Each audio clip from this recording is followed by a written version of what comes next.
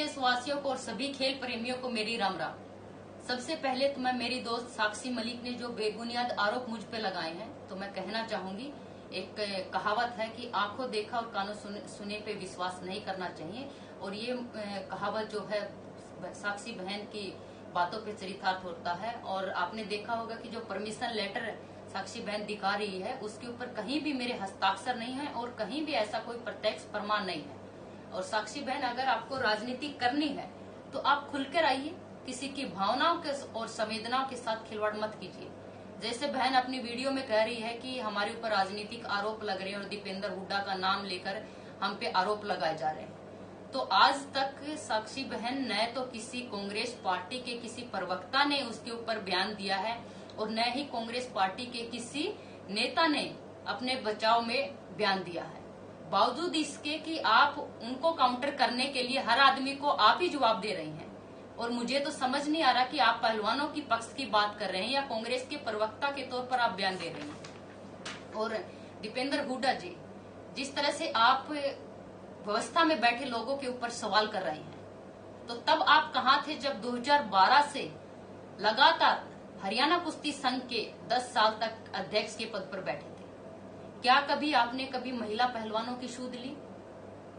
क्या आपने उनसे कभी उनके दुख दर्द तकलीफ को जानने की कोशिश की? क्या कभी आपने इस बातों का संज्ञान लेने की कोशिश की? लेकिन साक्षी बहन जो है, इस धरने को जो लीड कर रही थी, वह कांग्रेस की कठपुतली की तरह काम कर रही थी। उनका पूरा नियंत्रण जो है धरने के बैठे लोगों के ऊपर था।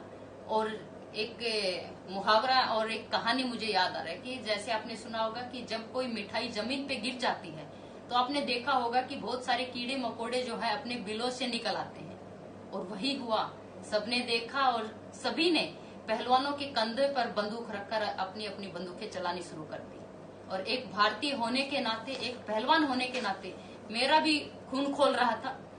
लेकिन साक्षी वीडियो में ये जितनी बचकानी बातें कर रही थी, कितना भोला बनने की कोशिश कर रही थी, और अब सारा बोझ जो है वो औरों के कंधों पर डालकर खुद पाक साफ होना चाहते हैं। कितना शातिर दिमाग है साक्षी बहन आपका। खाप पंचायतों के जो चाचा ताऊ, जो मेरे भी चाचा ताऊ हैं, मुझे गर्व है कि मैं एक किसान मजदूर की बेटी हूँ।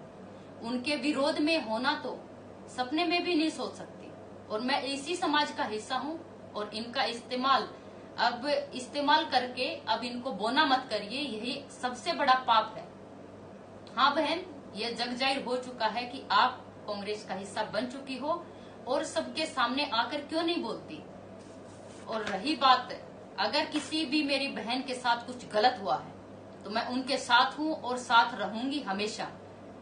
लेकिन उनके लिए कोई भी अगर मुझे कुर्बानी देनी पड़े तो वो भी देने के लिए मैं तैयार हूँ। लेकिन बहन, न्याय प्रक्रिया पर मुझे पूरा विश्वास है और गलत को सजा मिलेगी और सच्चाई की जीत होगी और जल्दी ही दूध का दूध और पानी का पानी होगा। और अंत में मैं एक बात और कहना चाहूंगी कि जो लोग राजनीतिक आरोप लगा रहे हैं मुझ पे, उनको कहना चाहती हूँ कि मैं भारतीय जनता पार्टी की सच्ची सिपाही और कर्मठ कार्यकर्ता हूँ और हमेशा रहूंगी। सभी का बहुत बहुत धन्यवाद। भारत माता की जय। जय हिंद, जय भारत।